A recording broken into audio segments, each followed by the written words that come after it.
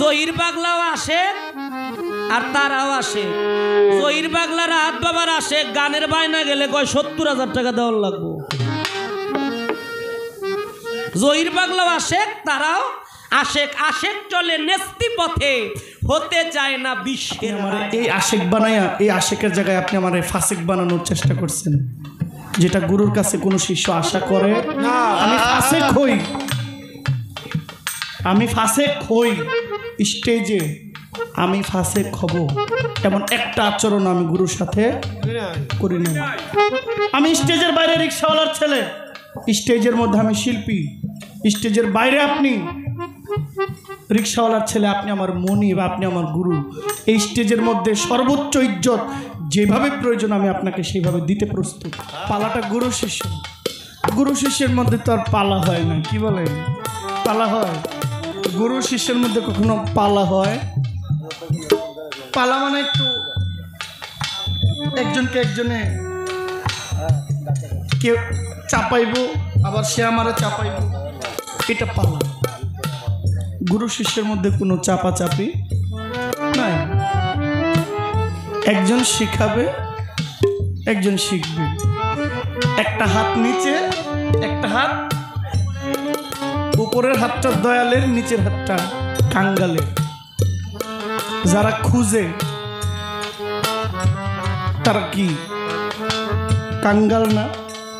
মনে করেন আমার খুব খিদা, এই শহরে পরিচিত আমার কেউ নাই, সালাউদ্দিন পেয়ারি সাহেবের হোটেল আছে, দরজার গিয়ে খাড়াইছি।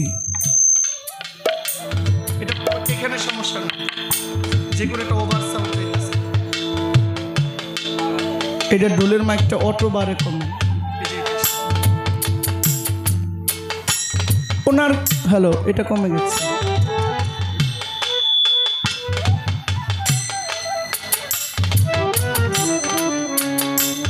এটা অটো বারে কমে, এই ঢোলের মাইকটা এমনি বারে কমে। ওনার হোটেল আছে, যায় দাঁড়াইছি, দেন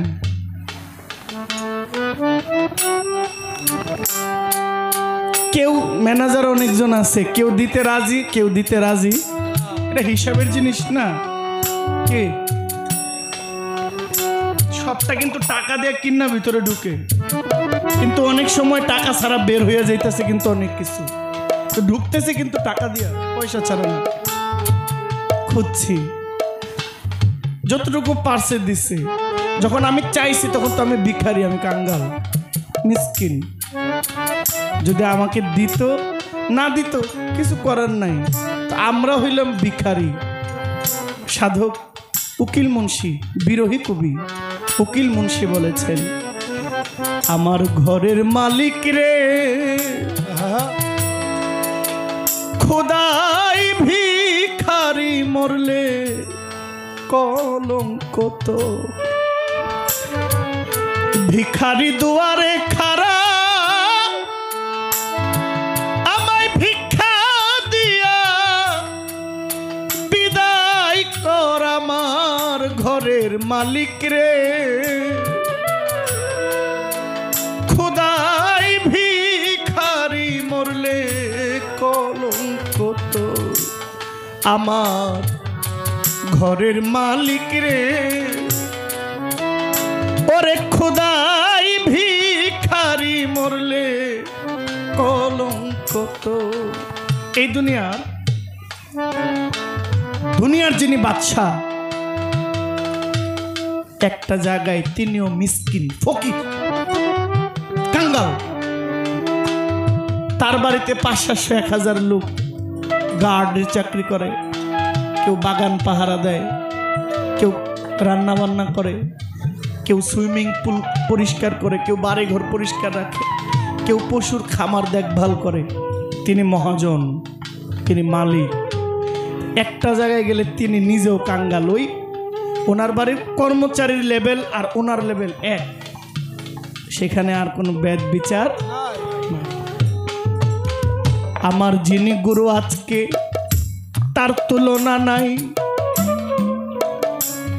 আমি আমার গুরুর প্রতি ভক্তি রেখে যাই, মুখে বললেই তো আর হয় না, হয়।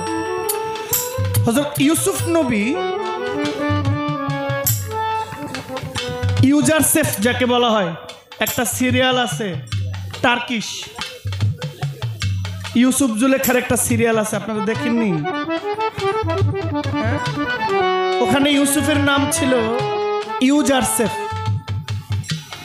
যার প্রেমে আপনার বিরক্ত হচ্ছেন।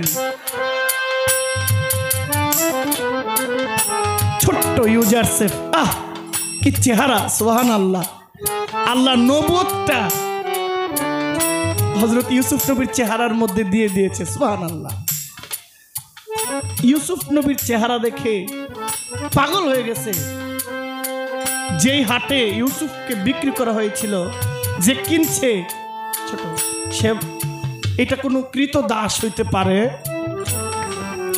বিক্রি হয়েছে হাটে দাস হিসেবে, কৃত দাস। আগে তো গোলাম বেচা কিনা হইতো, হইতো না? এখনো হয়। প্রবাসে গিয়া দেখবেন, সকালবেলা দেখবেন অনেকেই কাজের জন্য অপেক্ষায় আছে। আল্লাহ মাফ করেন, আমার কথাটা এইভাবে যদিও না, একটু কাজের জন্য বসে রয়েছে, কাজ পাইলে যায়, না পাইলে আবার খোদাটা নিয়ে ঘরের মধ্যে থাকবে। এটা বেচা কিনা না? আজকে থেকে 800, 1000, 1500 বছর আগে গোলাম বেচা কিনা হইতো, কৃত দাস। ইউজারসেফ যখন হাটে উঠছে, যে কিনছে সে বলছে এটা কৃত দাসের চেহারা না, এটা মিলে না, এই চেহারা তো কৃত দাসের হইতে পারে না, এই চেহারা তো রাজকীয় চেহারা, এই চেহারার মধ্যে নূর আছে, চেহারার মধ্যে একটা বাদশাহী একটা ভাব আছে, এটা ফকিরের চেহারা হইতে পারে না, মিসকিন হইতে পারে না। কিনে নিয়ে গেছে। ওই ইউজারসেফ একটা সময় যখন তার গুণ প্রকাশ পেয়েছে, তার নবুয়ত প্রকাশ হয়েছে, তার বাবা, তার মা, তার 10 ভাই মিলা ইউসুফকে সেজদা করেছে, সুবহানাল্লাহ। আপনি আপন ভাইয়ের কাছে মুরিদ হয়েছেন, বায়াত নিতে পারেন। আমি আমার আপন ভাইয়ের কাছে মুরিদ হয়েছি, সে আমার বয়সের ছোট, কিন্তু আমার বয়সের ছোট এইটা মাথায় রাখলে তো আমার গুরু ধরা হইল না। কি, আমার বড় ভাইয়ের কাছে আমি মুরিদ হয়েছি, খেলাফত প্রাপ্ত ভাই আমার, তার কাছে আমি দীক্ষা নিয়েছি, আমি বায়াত গ্রহণ করেছি।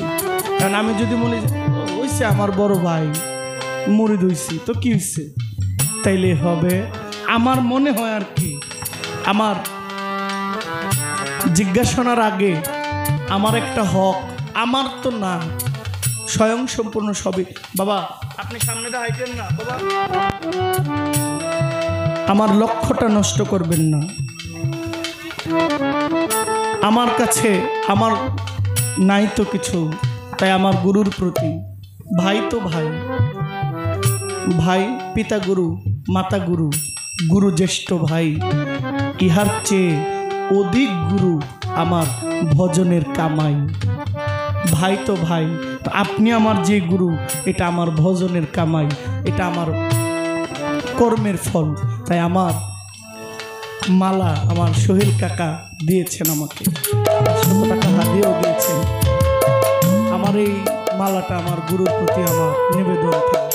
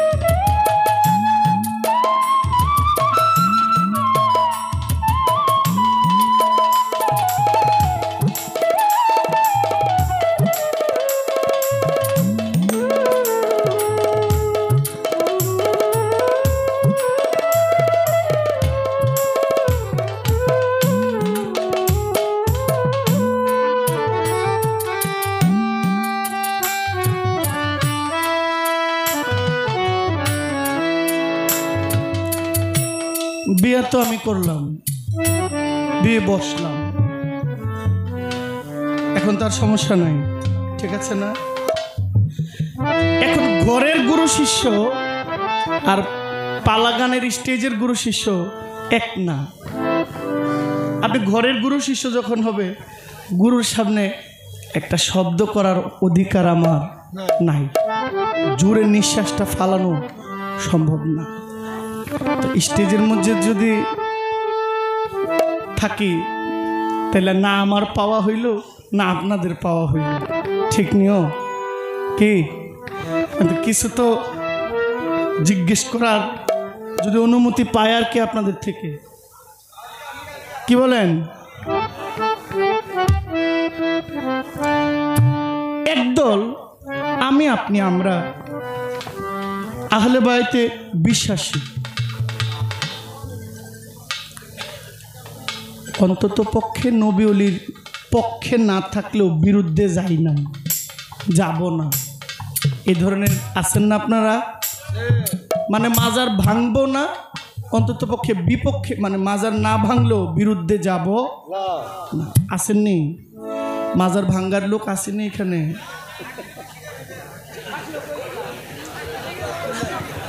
মাজার ভাঙ্গার লোক নাই? তাইলে ভাঙছে কেডা এই দেশের 40-50টা মাজার? সব কে ভাঙছে? ইন্ডিয়াতে ভাঙছে, আমেরিকাতে আইছে, ভুটান মায়ানমারতে আইছে, কে ভাঙছে? আপনার ছেলে ভাঙছে, আপনার বাবা ভাঙছে, আপনার ভাই ভাঙছে, ভাঙছে না? বলেন এই দেশে মাজারওয়ালা না আসলে মসজিদ হইতো? ভারতের দেওবন্দ, উত্তরপ্রদেশ সাহারানপুর দেওবন্দ মাদ্রাসার বয়স 152 বছর। কয়শ?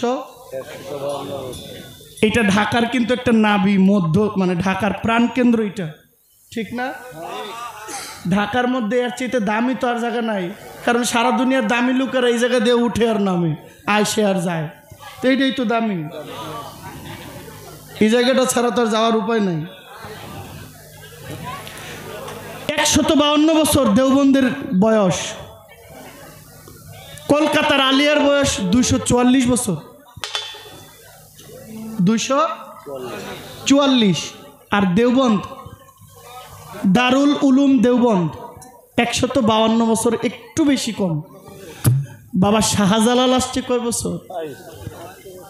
হ্যাঁ, 750 বছর, 740 বছরের উপরে, 750 বছর প্লাস। তাইলে বাবা শাহজালালের মাজারের পাশে মসজিদ আসেনি? নামাজ পড়ছেন, কার সৌভাগ্য হয়েছে? আমার সৌভাগ্য হয়েছে বাবা শাহজালালের দরবারে। বাবা শাহজালালের মাজারও হয়েছে, পাশে মসজিদও, প্রত্যেকটা মাজারের পাশে একটা করে মসজিদ আসেনি? তাইলে বাবা শাহজালাল না আসলে মসজিদটা হইতো? আপনি আমি যে লাঠি লয়ে গেছি ভাঙতে, কি লেগে গেছি? কেন গেছেন? কোন বিবেকে গেছেন? ইনসাফ কি আপনাদের?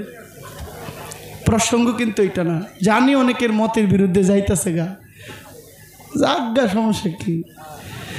আলেমরা আমগো বিরুদ্ধে কইব, আমরা আমগো আলেমরার বিরুদ্ধে কমো না, কিন্তু বাচ্চার লেগা প্রোটেকশন দরকার নেই। আপনি আমার গুলি করবেন, হেমেদা ঢুকবো, হেমেদা বাইরেব, তো বাচ্চার লেগে তো আমার প্রুফ লাগবো, বুলেট প্রুফ লাগবে না, লাইফ জ্যাকেট। এখন যদি গুলি আপনি করেন, আবার ফিরা যদি আপনার ভিতরে ঢুকে, আমার কিছু করার আছে? গুলি তো আপনিই করছেন, আপনার গুলি তো আপনি মরছেন, আমার কি? আমার গুরুর কাছে আমার এখানে একটা আর্জি থাকবে,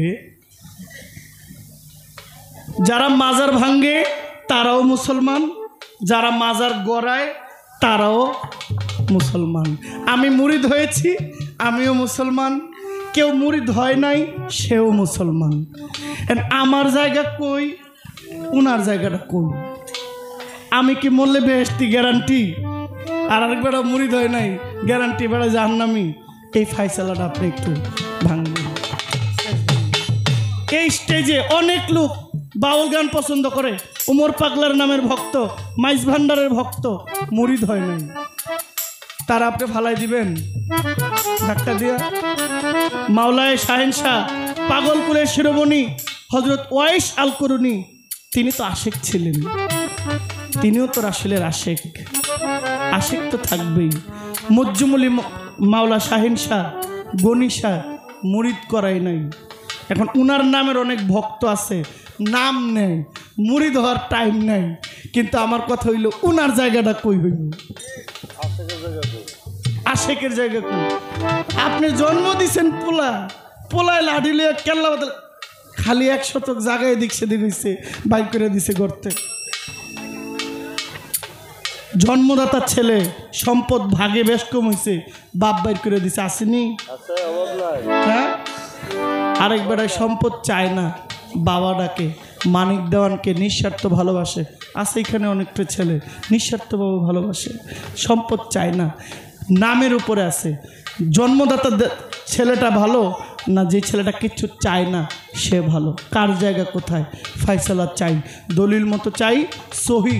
আমরা যেহেতু মুসলমান, আমাদের আবেগ পবিত্র আল কোরআন, ওখান থেকে রেফারেন্স চাই। দয়া করে ক্ষমা করবেন। আসসালামু আলাইকুম। বাংলাদেশের সুনামধন্য গায়ক আমার ভাই জহির পাগল, তাকে রাখা হয়েছে শিষ্যের ভাগে। বাংলাদেশে যতগুলো শিল্পী রয়েছে, আপনারা যারা এখানে উপস্থিত হয়েছেন, আপনাদের পায়ের নিচে যেই ধুলা পড়ে থাকে সেই ধুলা সমান আমি মানিক দেওয়ান এখনো হইতে পারিনি।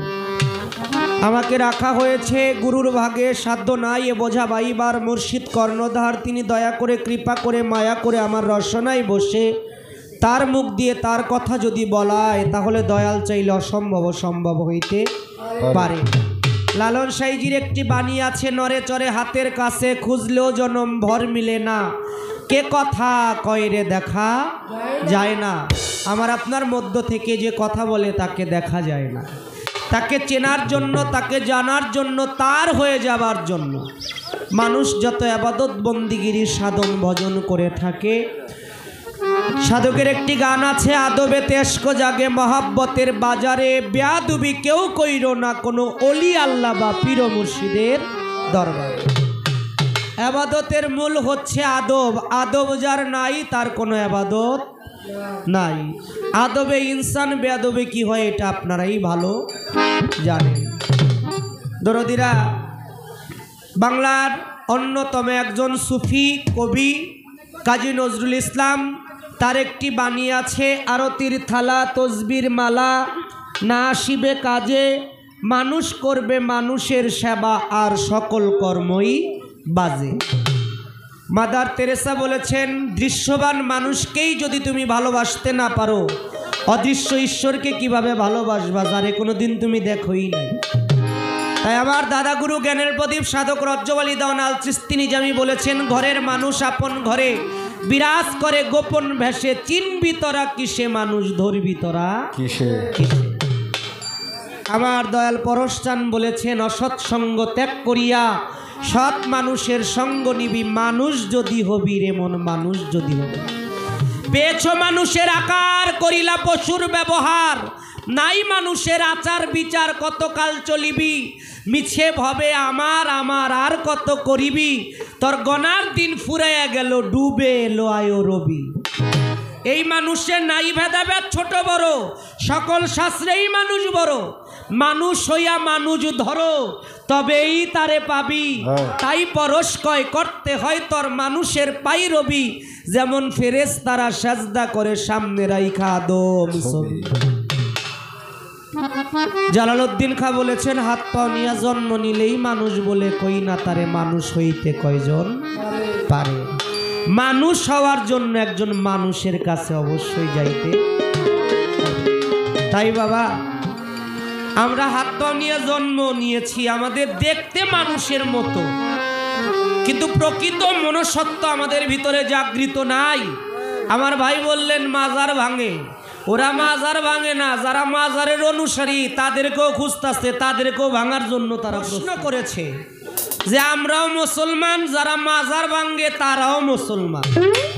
ও ভাই, আমরাও মুসলমান, যারা ইমাম হুসাইনের গলায় ছুরি ধরেছিল তারাও মুসলমান।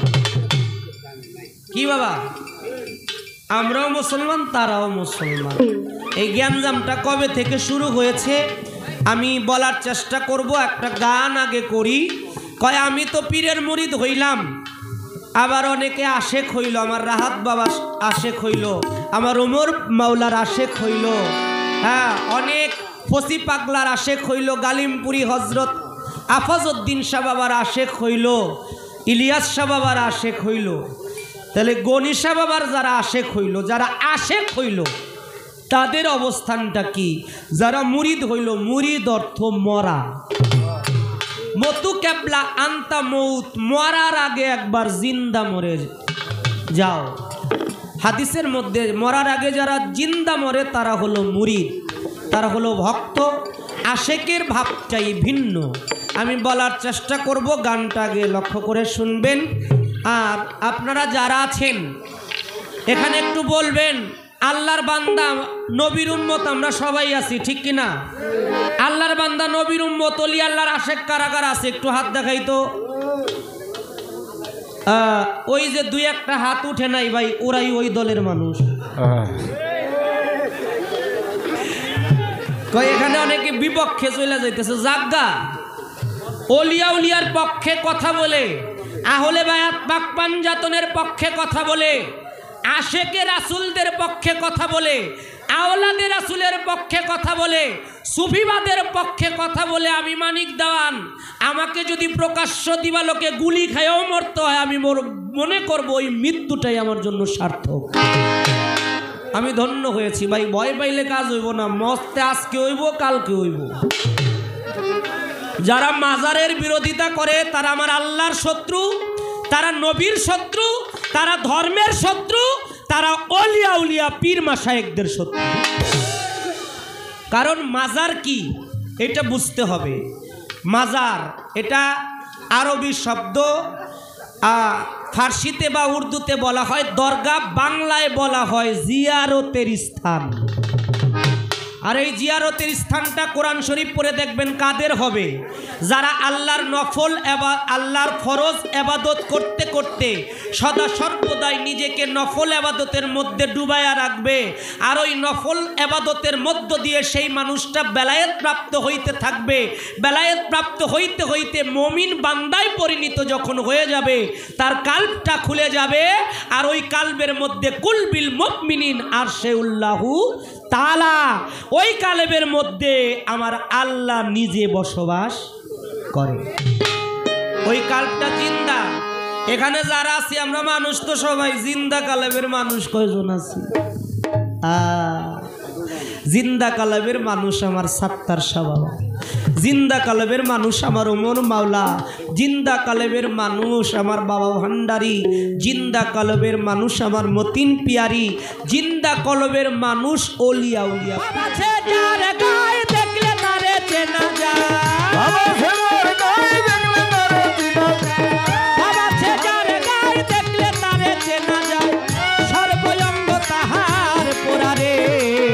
ভাবেরি ঘরে অনেক শহরে আল্লাহ রাসূল বিরাজ করে রে। ভাবেরি ঘরে অনেক শহরে আল্লাহ রাসূল বিরাজ করে রে।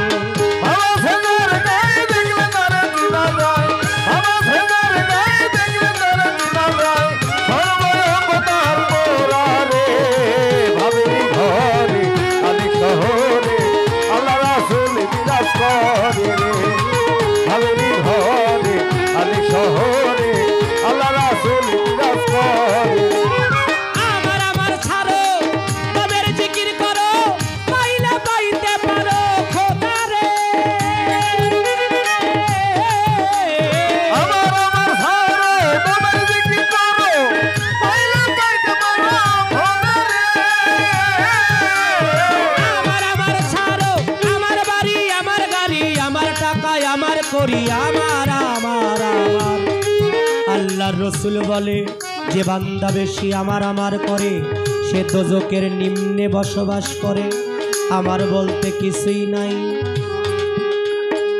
অনেকদিন আগে গান শুনেছিলাম, চোখ বুঝিলে দুনিয়া আন্ধার, হায় রে চোখ বুঝিলে দুনিয়া আন্ধার, কিসের বাড়ি ঘর রে মন্তর কিসের সংসার, চোখ বুঝিলে দুনিয়া আন্ধার, হায় রে চোখ বুঝিলে দুনিয়া আন্ধার। তাই তো আমার বলতে কিছুই নাই। সব কিছু আমার বিধাতার। আল্লাহ রসুল বলেছে যে বেশি আমার আমার করে সে দোজকের নিম্নে বসবাস করে। আমার আমার ছাড়ো, তাদের জিকির করো, পাইলে পাইতে পারো খোদারে। ওই গুরু রূপে নয়ন দিয়াছে যেই জন, আমার আমার মাওলা রূপে নয়ন দিয়াছে যেই জন, সত্তার ফকির রূপে নয়ন দিয়াছে যেই জন, আব্দুল্লাহ স্বরূপে নয়ন দিয়াছে যেই জন, বদির বিয়ারি রূপে নয়ন দিয়াছে যেই জন। তার কি মরণের ভয় আছে রে ভাবেরি ঘরে আলু শহরে আল্লাহ রাসূল বিরাজমান, এই ভাবেরি ঘরে আলু শহরে আল্লাহ রাসূল বিরাজমান। ও বাবা সেদার গায়ে দেখলে তারে চিনা যায়, বাবা সেদার গায়ে দেখলে তারে চিনা যায়, সর্বরঙ্গনাথ কোরআনে ভাবেরি ঘরে আলু শহরে আল্লাহ রাসূল বিরাজমান, ভাবেরি ঘরে আলু শহরে আল্লাহ রাসূল বিরাজ করে রে, ভাবেরি ঘরে আলু শহরে আল্লাহ রাসূল বিরাজ করে। মক্কা কি মদিনা খুঁজলে দেখা মিলে না, খোঁজ করো আপন এই আপন ঘরে। ও মক্কা কি মদিনা খুঁজলে দেখা মিলে না, ওই তোর আপন ঘরে রে। ওই মক্কা কি মদিনা খুঁজলে দেখা মিলে না, খোঁজ করো আপন ঘরে রে। একবার দেখলে ছবি পাগল হবি, দেখলে ছবি পাগল হবি, ওরে দেখলে ছবি পাগল হবি, কুলমানের ভয় থাকিবে না রে ভাবেরি ঘরে। আলু শহরে আল্লাহ রাসূল বিরাজ করে রে, ওরে ভাবেরি ঘরে আলু শহরে আল্লাহ রাসূল বিরাজ করে রে। মহাজনী গানের ভাব আমার সাঙ্গ হয়ে গেল, প্রেমানন্দে বদন ভরে গুরু নাম বলো। নিদানের কান্ডারি গুরু, গুরু ছাড়া বান্ধব নাই রে আর।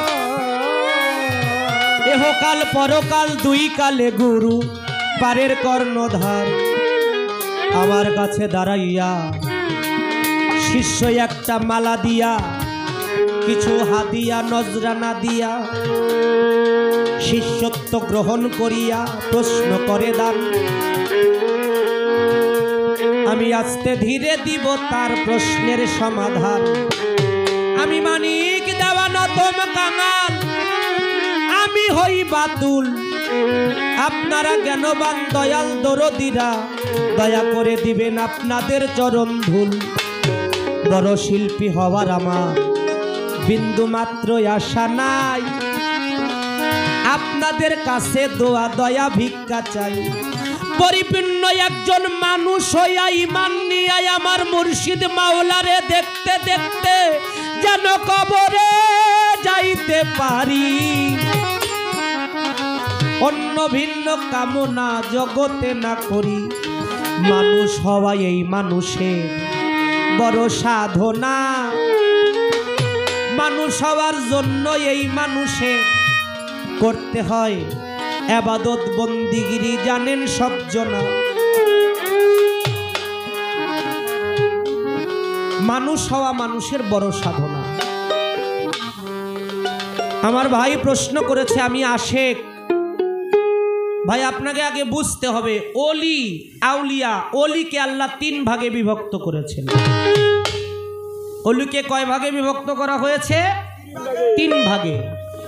এক নম্বরে মাদারজাত আউলিয়া, পৃথিবীতে যারা মাতৃগর্ভ থেকে আউলিয়া হয়ে পৃথিবীতে এসেছেন তারা হলো মাদারজাত আউলিয়া। এরকম মস্ত বড় দুইজন আউলিয়ার নাম পাওয়া যায়। একজন পিরানে পীর দস্তাগীর মাহবুবে সোবাহানি শেখ মহিউদ্দিন বড় পীর আব্দুল কাদের জিলানি, আর একজন হজরতে খাজায় খাজেগান কুল্লে খাজা আতায় রাসুল সুম্মাই আজমেরি। আমার কথায় কি আপনারা বিরক্ত হইতেছেন? দুইজন আউলিয়া, মাদারজাত আউলিয়া। এরকম মাদারজাত মাতৃগর্ভ থেকে যারা আউলিয়া হয়ে আসছে ছোট, তারা হলো মাদারজাত আউলিয়া, এই এক শ্রেণীর আউলিয়া। আর একটা হলো সালেকিন আউলিয়া, যারা আউলিয়া একরামের মাজারে, কেউ এই এলাকার মানুষ চলে গেছে মাইজভান্ডার শরীফ গেছে না, কেউ এলাকার মানুষ চলে গেছে সুরেশ্বর, কেউ এলাকার মানুষ যেমন আমার মতিন ভাই, তিনি চলে গেছেন মতিন পিয়ারির কাছে। আমার ওমর পাগলার আশেকান শুধু বাংলাদেশের মধ্যে না, বহির্বিশ্বে অনেক জায়গায়। আমার গোলবদনী ইলিয়াস শাহ, বন্ধু শাহ, আমার আফাজউদ্দিন শাহ বাবার পাগল বাংলাদেশ না বিশ্বের মধ্যে অনেকেই, এরা মজ্জুম আউলিয়া। কিন্তু এই যে এক দরবার থেকে আরেক দরবারে যাওয়া কেন? সেবার মাধ্যম দিয়া, খ্যাতমতের মাধ্যম দিয়া আত্মশুদ্ধি হওয়ার জন্য তারা গিয়েছে।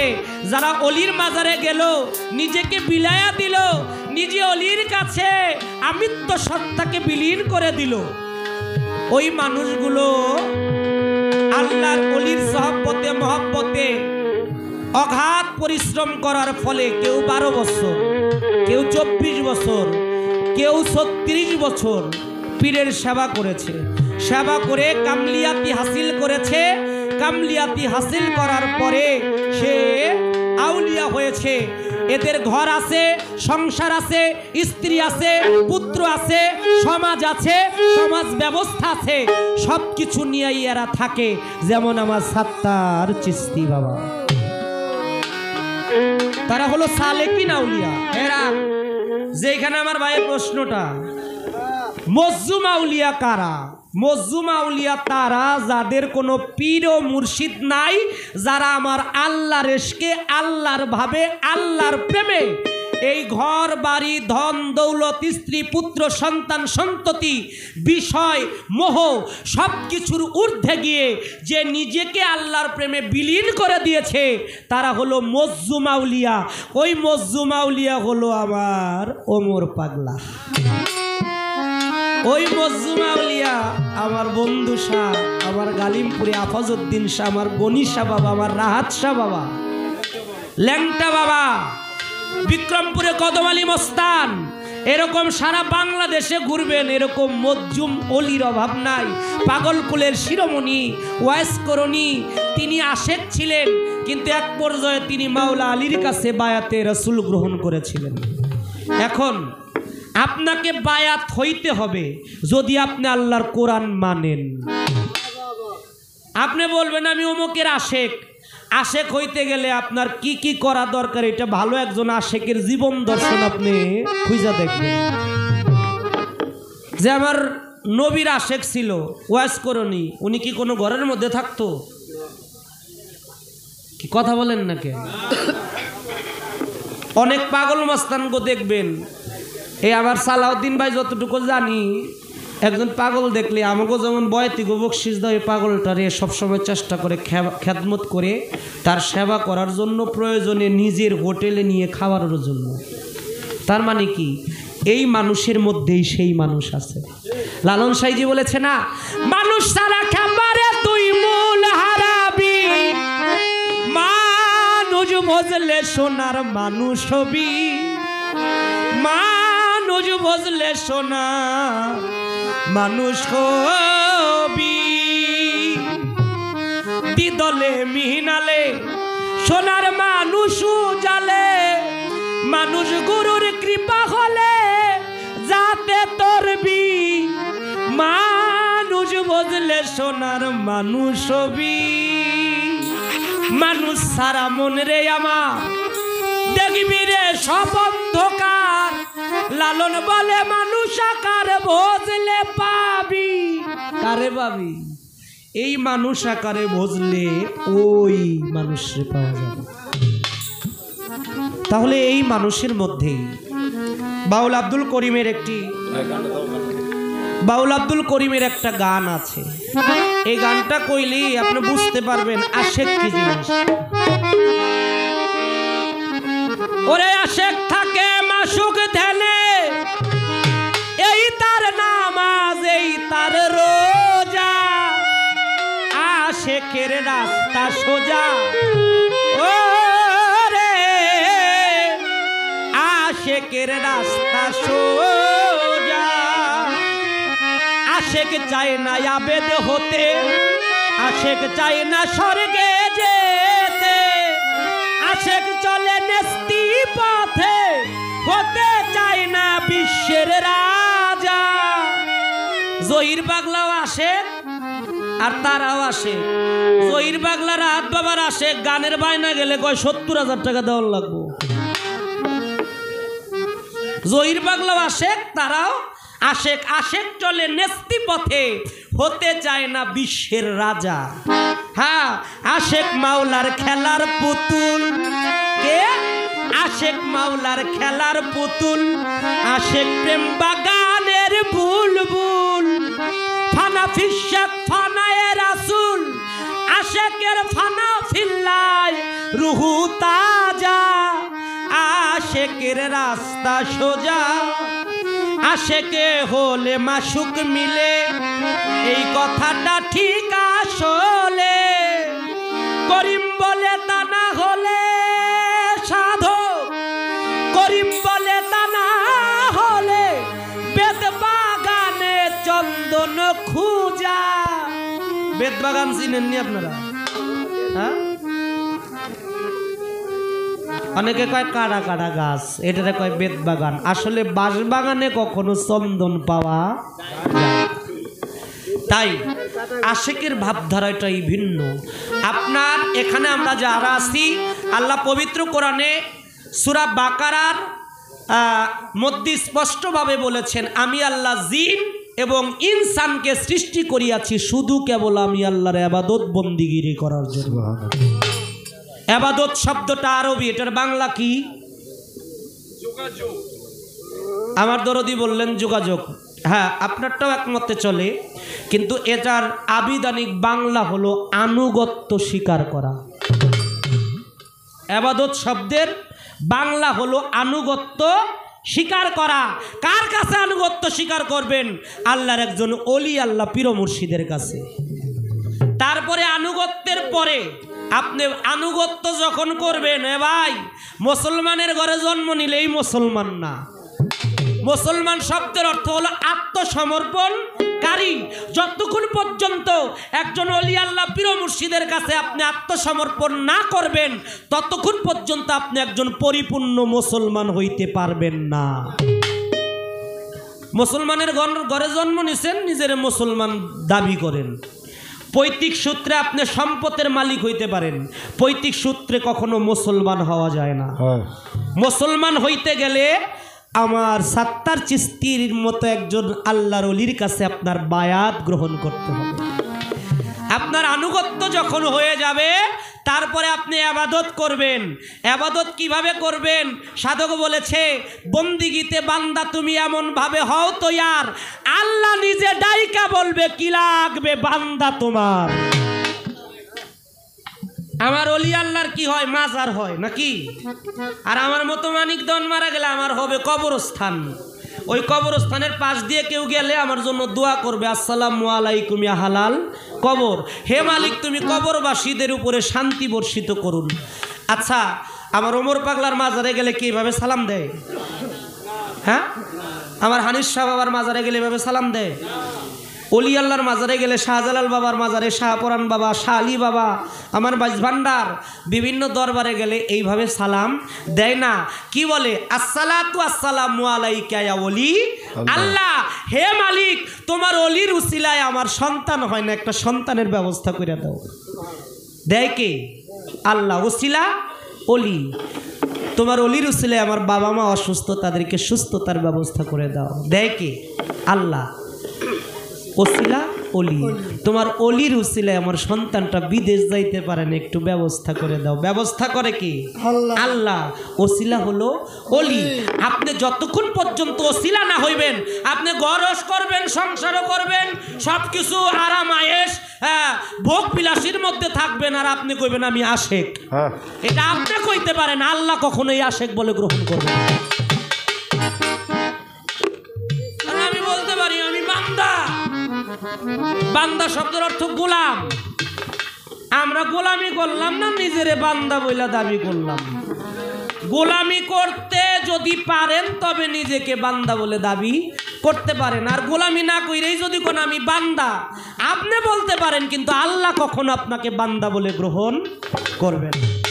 এই পর্যন্ত আমার বলা কওয়া শেষ। দেখি আমার ভাই পরের স্টেজে করে কোন পরিবেশ। হ্যাঁ আমার ভাই তো কেমন ভাই,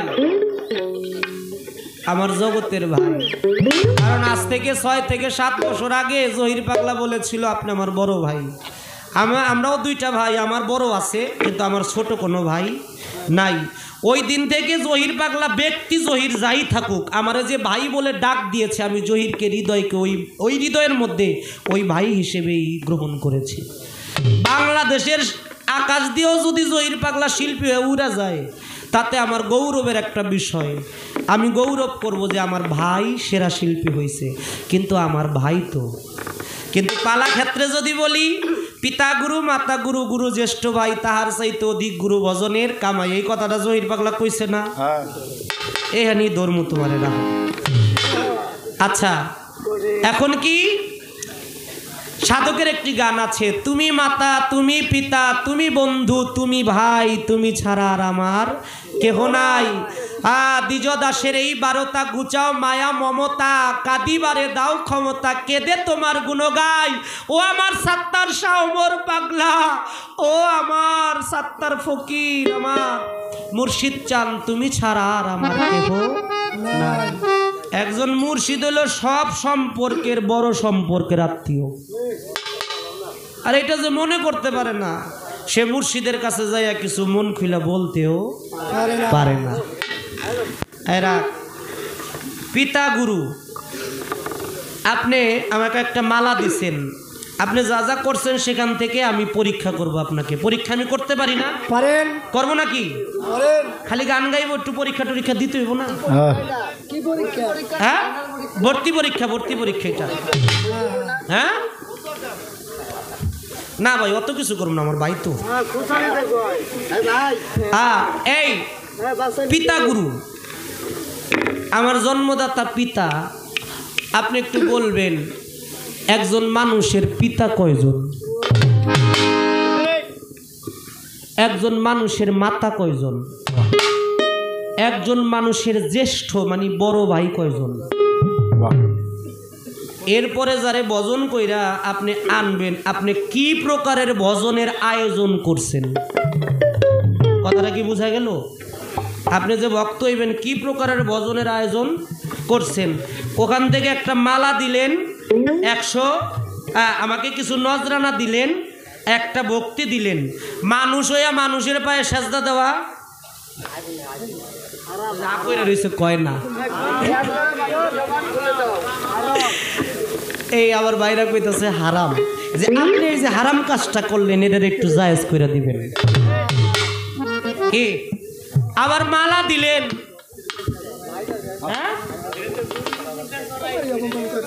হ্যাঁ তো আপনি যে মালা দিলেন, মালায় কত জ্বালা ওই ভাই বুঝছে। এই যে মালাটা দিলেন, মালাটা আপনি কি কইয়া দিলেন? যা কইয়া গ্রহণ করছি এটা তো করছি, কিন্তু কি কইয়া দিলেন আপনি? কোনদিন ভাই আপনারা ধরেন নাই, আজকে একটু ধরছে, ধইরা একেবারে বাইতে নিয়ে যাইব। ভাবেরি ঘরে অনেক শহরে আল্লাহ রাসূল বিরাজ করে রে, ভাবেরি ঘরে কথা তো রইছে। আমাদের এই যে ইসলাম ধর্মে যে গ্যাঞ্জামটা লাগছে, এখন চলতেছে কত খ্রিস্টাব্দ? 2025 খ্রিস্টাব্দ চলতেছে। আমাদের এই ইসলাম ধর্মের মধ্যে ভাই গ্যাঞ্জামটা লাগছে 2টা দিকে, 2টা সময়। আমার দয়াল নবী পর্দা নেওয়ার আগে সাহাবাদেরকে ডাইকে বলছিল, তোমরা একটা চর্ম বর্ম আমার কাছে নিয়ে আসো, আমি একটা সনদ লিখে যাব, যেই সনদে মাওলা আলীর জন্য একটা রাইট সিগনেচার করে দিব, যাতে করে তোমাদের মধ্যে পরবর্তীতে ইসলাম দিয়ে কোনো দাঙ্গা হাঙ্গামা বিদ্বেষ না হয়। কিন্তু সেই দিন কিছু কিছু স্বার্থন্বেষী সাহাবারা তারা বলছিল, দয়াল নবীর মৃত্যু ব্যাগ উঠছে, সে কি থুয়া কি কয়, এটা ঠিক হইব না, তার মাথা ঠিক নাই, নাউজুবিল্লাহ। আমার কথা কি বিরক্ত হন? এগুলো আমাদের ইসলামের ইতিহাস জানা দরকার, মুসলমান হিসেবে জানা দরকার, যদি নিজেকে মুসলমান দাবি করেন। সেই দিন যদি ওই সনদনামা আমার দয়াল নবী লিখতে পারতো, তাহলে পৃথিবীতে এই মুসলমানে এত কিছু হইতো না। তারপরে আসলো ৯,০০০ শতাব্দী। কয় হাজার বললাম? ৯,০০০ শতাব্দীতে প্রথম হাদিস সংকলন হয়, হাদিস লেখা হয়। এই ৯,০০০ শতাব্দীতে, এখন তো ২০০০, হ্যাঁ ৯০০ শতাব্দী, ৯০০ শতাব্দীতে এই হাদিস লেখা হইতেছে। এখনই তো ২০০০ চলতেছে, ধন্যবাদ। ৯০০ শতাব্দীতে এই হাদিস যখন লেখা হয়, এই হাদিস লিখতে গিয়ে এই মুসলমানের মধ্যে ৩টা দল হয়ে যায়।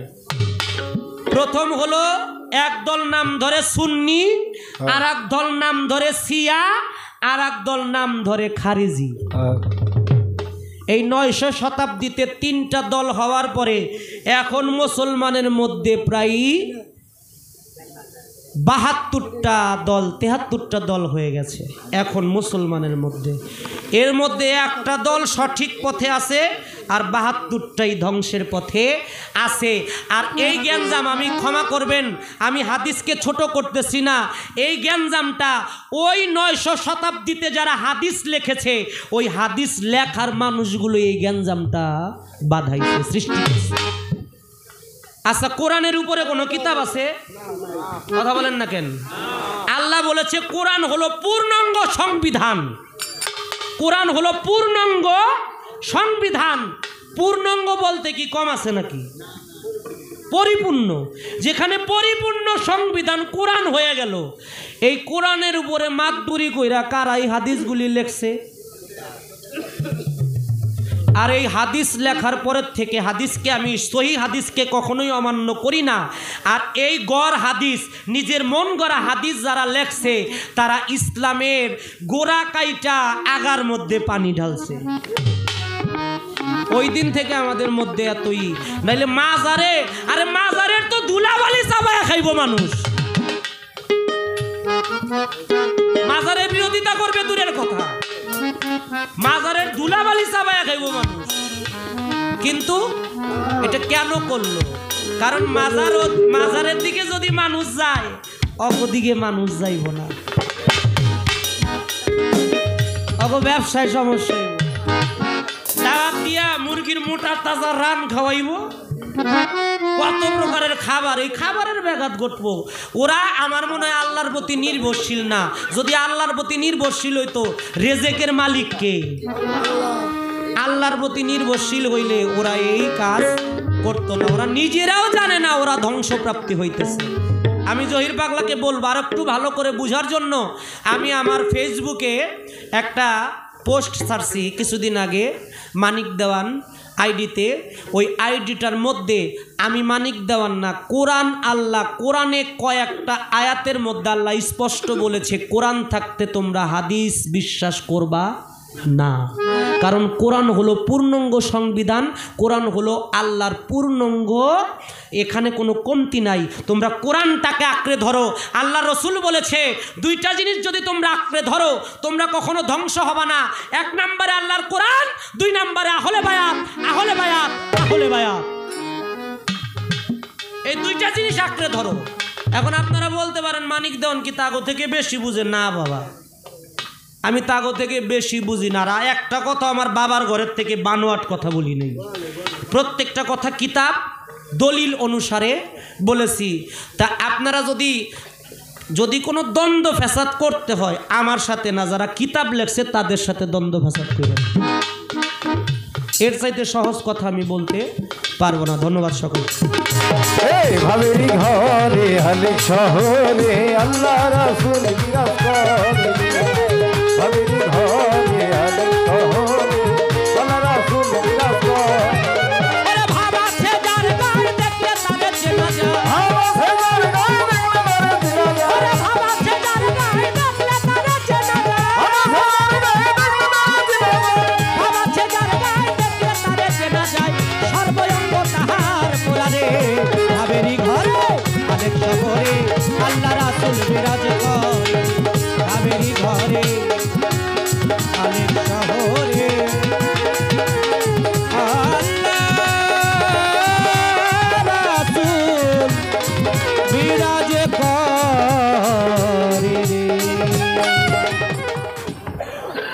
চমৎকার চমৎকার চমৎকার। আমার যে কথা ছিল, দুই কথা তো জায়গা মতো গিয়ে লাগছে, না লাগলে 1.5-2 ঘন্টা গান গায় মাইরালছি। তাই তো আমি তো একদিকে গুছগাছ করে লাউনের মতো হয়ে গেছে। হ্যাঁ হ্যাঁ ভাবছিলাম আমি সব গুছায়া খালি নামনটা বাকি আছে। তাই তো গুরু একলাই। এমন প্রশ্ন আর জিগাইতাম না, আল্লাহ আমার মনে থাকবে। আমার একটা কথার পয়েন্ট ছিল যে আশেকের আসল ওয়াইস করুনি, তিনি তো আশেক ছিল। এই আশেকের কথাটার পেজ ধরে যিনি আমার গুরু, তিনি আমাকে বললেন যে জহির পাগলাও আশেক, ওয়াইস করুনিও আশেক। তো জহির পাগলারে ফোন করলে বায়না চাই 70,000। হ্যাঁ তাহলে উনি কেমন আসে? এটা আমার কি করলেন? হ্যাঁ, এই যে কথাটা কইলেন, এটা আমার ডিমান্ড বাড়াই দিচ্ছে। আর যারা গানের পরে বাবা কয়ে পিছে ডলা দিয়ে মুখ দিয়ে বিদায় করে দিছে গানের শেষে, হ্যাঁ খেয়াল কইরা, হ্যাঁ একবারে খেল করে আপনি যে বললেন বায়না 70,000 চাই, গানের পরে যারা বাবা পেয়ে পিছনে মূর্তি বিদায় করেছে তার প্রতি আমার দাবি আছে।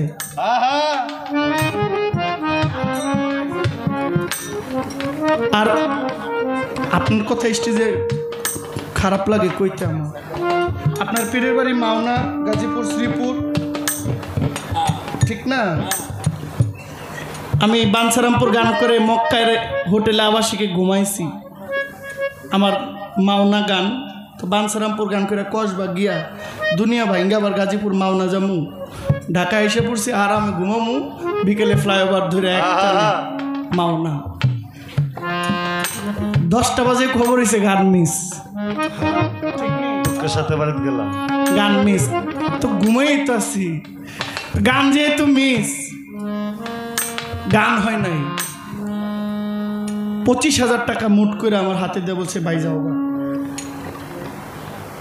উনি না গাওয়াইয়া দিয়ে দিল 25,000, আর যারা গাওয়াইয়া ফিস ডলা দিয়ে দিয়ে দিছে তাকে বলতে আমার হক আছে না? আছে আছে।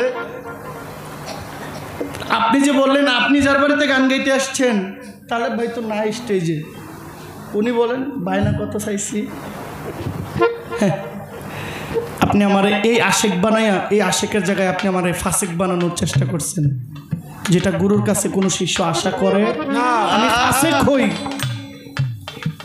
আমি ফাসেক হই স্টেজে, আমি ফাসেক হব এমন একটা আচরণ আমি গুরুর সাথে করি না। আমি স্টেজের বাইরে রিক্সাওয়ালার ছেলে, স্টেজের মধ্যে আমি শিল্পী। স্টেজের বাইরে আপনি রিক্সাওয়ালার ছেলে, আপনি আমার মনি বা আপনি আমার গুরু। এই স্টেজের মধ্যে সর্বোচ্চ ইজ্জত যেভাবে প্রয়োজন আমি আপনাকে সেইভাবে দিতে প্রস্তুত। নবাব সিরাজউদ্দৌলার পাঠ যে করে,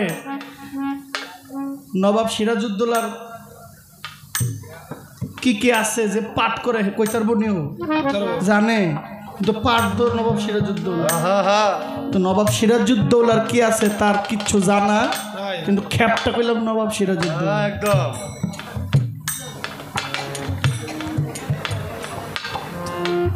আচ্ছা দয়াল, আপনি কর্মের কথা বলেছেন, কর্ম করলে, আচ্ছা কর্ম করলে বেতন তো আমারে যে কেউ দিব, ঠিক নেই? দয়া ছাড়া, কর্ম ছাড়া যদি আপনি আমার দয়া করতেন, এটা ছিল গুরুর কৃপা। এটা কি?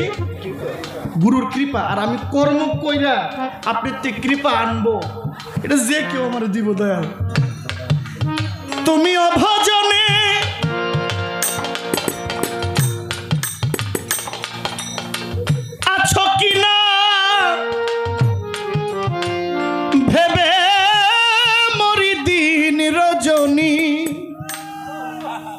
তুমিও ভজনে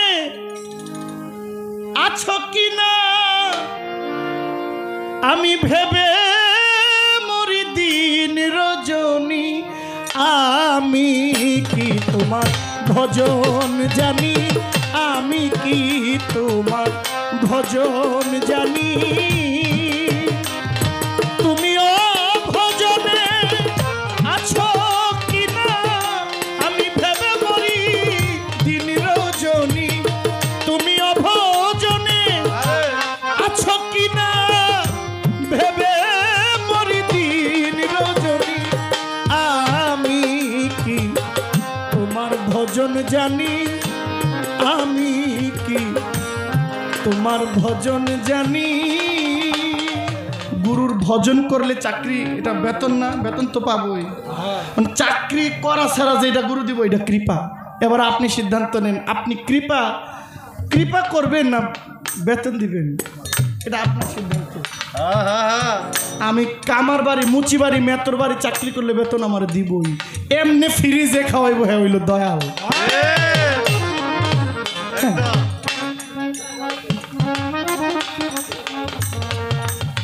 আমার কাছে প্রশ্ন করে আমি কথা ভুলি নাই জবাব দিব আসরে দাঁড়াই আমার পিতা কয়জন আমার মা কয়জন বলেন পাগলা ভাই ভক্ত তার কয় নাই পাগলা ভাই কইছে আমার পিতা কয়জন পিতা মানে দাতা এখন দাতা একজন জন্মদাতা একজন কর্মদাতা পিতা মানে দাতা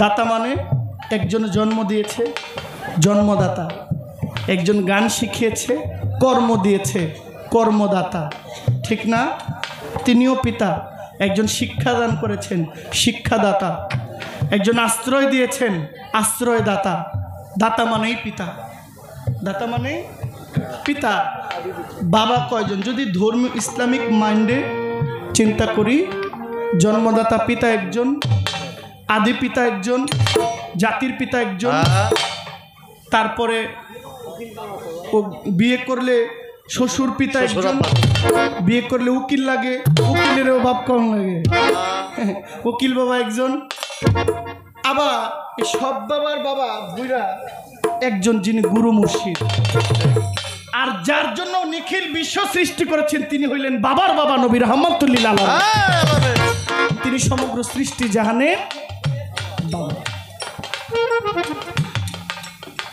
এই হইল বাবার সিরিয়াল তাহলে বাবার পাশে মায়েরাও আছে ঠিক না আদি মাতা আছে জাতির মাতা আছে তারপরে শাশুড়ি আছে উকিল শাশুড়ি আছে গর্ভধারিণী মা আছে মার বোন খালা আছে তারাও মা আর নারী জাত মা গুরু মা আছে গুরু তাহলে নবীর বিবিরাও আম্মা যান নবীর বিবিরাও আম্মা যান খাদিজাতুল কুবরা আম্মা জান আয়েশা সিদ্দিকা জগৎ মাতা আছে মা ফাতেমাতুজ জাহরা এই হইল মা এবার ভাই কারা জন্মদাতা ভাই এক বাবার দুই সন্তান এই ভাই ভাই না যেই ভাই আমার খাটিয়া কান্ধে লয় তার চাইতে আর কোনো ভাই না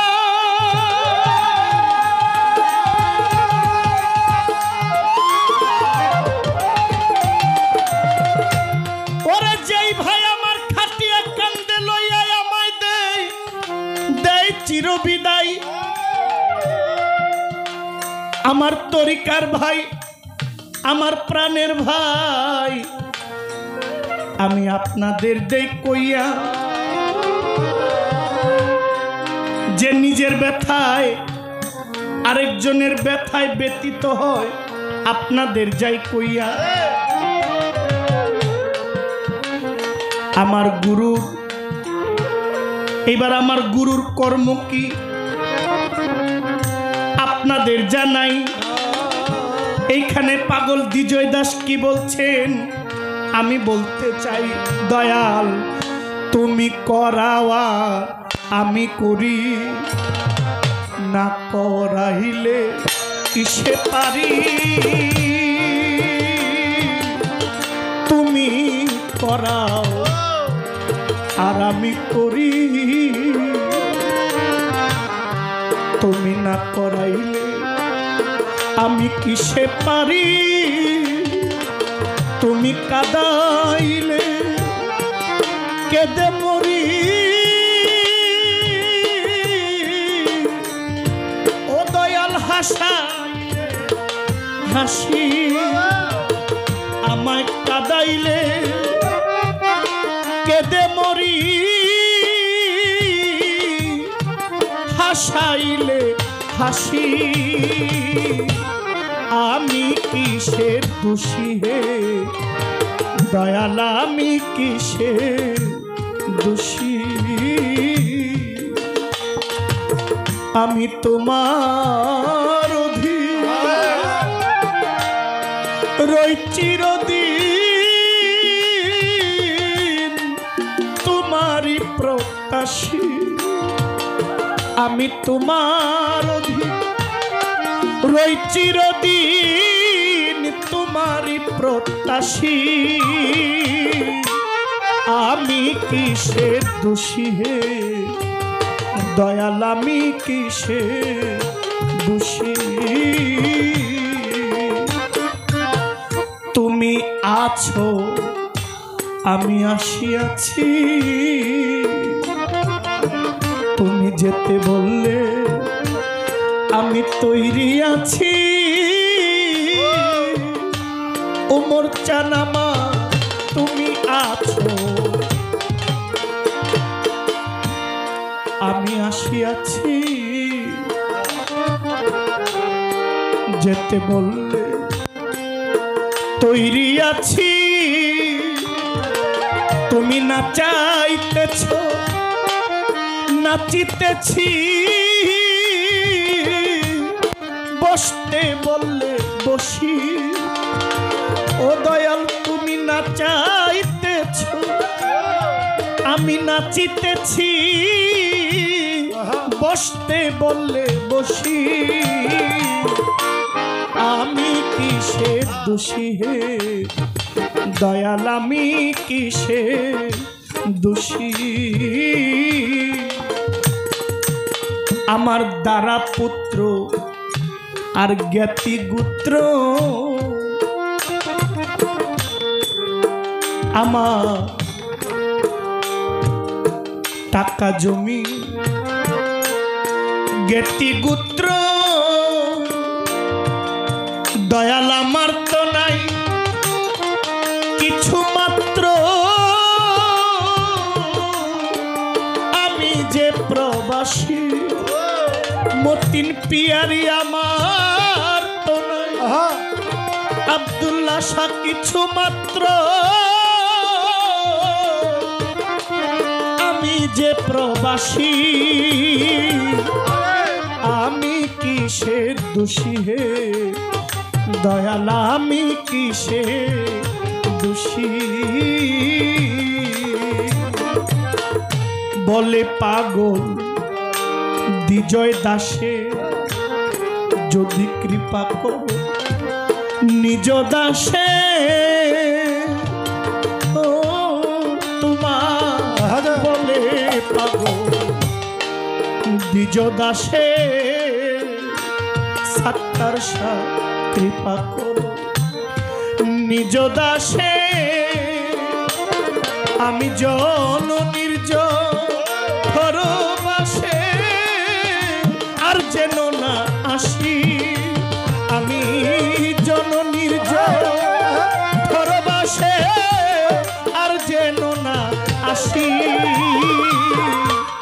আমি কিসের দোষী রে দয়াল, আমি কিসের দোষী,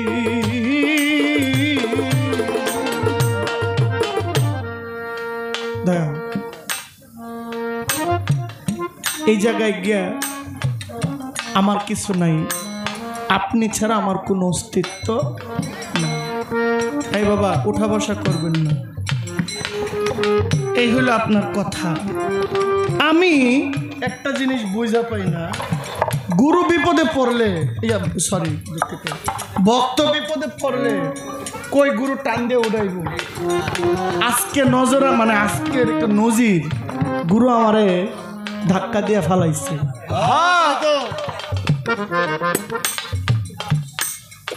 প্রশ্ন আসে না কিভাবে সারা জীবন গুরু ধইরা তুলে আমার গুরু আমারে ধাক্কা দিয়ে। আপনার কি মনে হয় যে আমি আপনাকে সেজদা করেছি? আমি আপনাকে সেজদা করছি জানেন আপনি, জানি আমি। আপনি আমারে পেঁচে ফেলাইছেন। তুমি যে আমার কামটা করলা, ইসলামে তো মানুষের সেজদা দেওয়া হারাম। আপনি ইচ্ছা করে আমার এই জবাইটা করছেন। এখন আপনি কই আমার উদ্ধার করে বাঁচে ফাঁক দিয়ে লয়ে যাবেন, আমি আপনার কইরা আরো বিপদে পড়ছি। এখন আমার বাঁচতে হবে, তো আমার গুরু আমার যতটুকু কৃপা করছে আমি তো দূরাই কমু কি ঠিক না? সেজদা করতে গেলে কিছু রুলস আপনাকে মানতে হবে, কিছু নিয়ম মেনটেন করতে হবে। কি করতে হবে? আপনাকে ওযু নিতে হবে, একটা নির্দিষ্ট জায়গায় কেবলামুখী হয়ে দাঁড়াইতে হবে, ঠিক না? আপনাকে ওই জায়গায়, যেই জায়গায় দাঁড়াবেন জায়গায় দাঁড়িয়ে আপনাকে আগে ওই মানে জায়নামাজের দোয়া পড়তে হবে। আস্তে বাবা বাবা। আরকান আহকাম আপনাকে মানতে হবে। কি? সতর ঢাকতে হবে, আপনাকে নিয়ত করতে হবে, আপনাকে কেবলামুখী হয়ে দাঁড়াইতে হবে, কোরআন থেকে আপনাকে নিয়ম অনুযায়ী সূরা পাঠ করতে হবে, রুকুতে যাইতে হবে, আবার দাঁড়াইতে হবে, সেজদায় যাইতে হবে। বলবেন সেজদা, হাত থাকবে নিচে। কোথায় থাকবে? নিচে। সুবহানা রাব্বিয়াল আলা। এটা হইল সেজদা। এই সেজদাটা আল্লাহ ছাড়া পৃথিবীর এমন কোনো শক্তি নেই যাকে দেওয়া যাবে। এই শক্তি, এই পরম সেজদা, এই সেজদা একমাত্র আল্লাহ ছাড়া আর কেউ পায় না। এখন আমি যে আপনারা যেটা করলাম, আমি এখানে কোনো ওযু করছি? যদি আমি স্টেজে আসতে, আমি ওযু নিয়ে আসছি, আমি স্টেজে আসছি, এখানে তো আমি রুকু করি নাই, কিবলামুখী হয়েও দাঁড়াই, আমি কোনো নিয়ত করি নাই। কিন্তু আপনাকে যেটা দিলাম এটা সেজদা হইল কিভাবে? আমি আপনাকে আমার হৃদয়ের সবটুকু উজাড় কইরা, যে মাথা নোয়ায় সে কি বড় না ছোট? যে মাথা নোয়ায়, তাহলে আমি ছোট হয়ে ভক্ত হয়ে আমি আমার মনিবকে, আমি নট অনলি মানিক দেওয়ান, ব্যক্তি মানিক দেওয়ানকে তো আমি জানি, চিনি। আমি তো এখানে আরেকজনকে দেখছি। এটা হইল কি? একটা বাসারিয়া সুরজ, একটা কাঠামো, একটা মূর্তি। এইখানে তো আমি আরেকটা রূপ দেখছি। যে রূপটা আমি দেখেছি, আমি ওই রূপের মধ্যে গিয়ে আমি ভক্তি দিয়েছি, আমি আমার দাসত্বকে স্বীকার করেছি। এটা যদি অন্যায় হয়, এর জন্য যদি আপনি আমার ফাঁসি দেন, দিতে পারেন, কোনো সমস্যা নয়, আপনারা তো শক্তি আছে, দেন ফাঁসি। আমার এটাতে ভুল ছিল না। দুনিয়াতে কত ভুল ছাড়া মানুষের ফাঁসি হয়েছে। ভুল করে নাই, মা মারেও নাই, খুন করে খারাপি করে নাই, তো ফাঁসির গলায় লাগছে। আসেনি এমন? তাহলে আমার গলায়ও লাগবে। আমি গিয়ে যদি আপনার পায়ে সালাম ভক্তি করি, এটা অন্যায় না। ওই আমি সেজদা দেওয়ার, ভক্তি দেওয়ার আগে আমি বলে গিয়েছিলাম, ইউসুফ নবীকে তার বাবা, তার মা সহ তার 11 ভাই মিলে তাকে ভক্তি করেছিল। এই জায়গায় আপনি আমার মনিব, আপনাকে ভক্তি দেওয়া আমার দোষের কিছু। আপনি এইটা ছাড়া আমার কাছে আর কি পাইবেন? আছেই কি আর দিমই কি? এটা আমি আপনাকে দিয়েছি। এবার বললেন মালা দিলাম, এই মালা দেওয়ার সময় কি পড়লাম? আপনি আমারে শিখাইছেন যা তাই করছি। এখন আপনি জানেন আমারে কি শিখাইছেন? কি আপনি জানেন না আমারে কি শিখাইছেন? ডাইনে আল্লাহ বামে রাসূল, ফুটাইলা তরিকতের ফুল। ও হে আমার গুণ ভক্তি করি তোমার রাঙা চরণ ও হে মুর্শিদ গুণধন ভক্তি করি তোমার রাঙা চরণ ডাইনে আল্লাহ বায়ে রাসূল ফুটাইলা তুমি তরিকতের ফুল ও হে আমার গুণধন ভক্তি করি তোমার রাঙা চরণ ও হে আমার গুণধন ভক্তি করি তোমার শ্রীচরণ। এটাই শিখাইছেন, এটাই কইছি, এটাই দিছি। এছাড়া আমার বোন হাসি পেয়ারি টাকা খালি দিচ্ছেই দিচ্ছে, যারা আছে সেই দেয়। এই ছিল আপনার কথা। এখন কথা আরেকটা আছে। এখন আপনার সাথে আমার একটু আই অবজেক্ট ইউর অনার।